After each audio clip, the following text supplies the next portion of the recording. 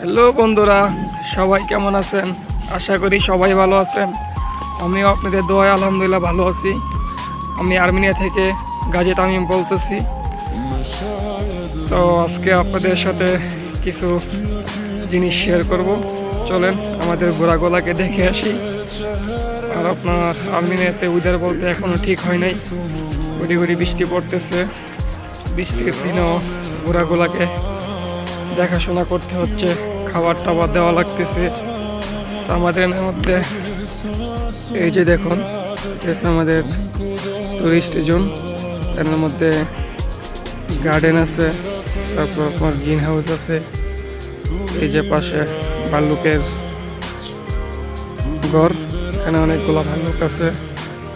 তারপর এই যে আমাদের মেল ঘোড়াগুলা, এই ঘোড়াগুলাকে ছাড়া হয় না, তাদেরকে তাদের জায়গায় রাখা হয়, ঠিকঠাক মতো খাবার দেওয়া লাগে।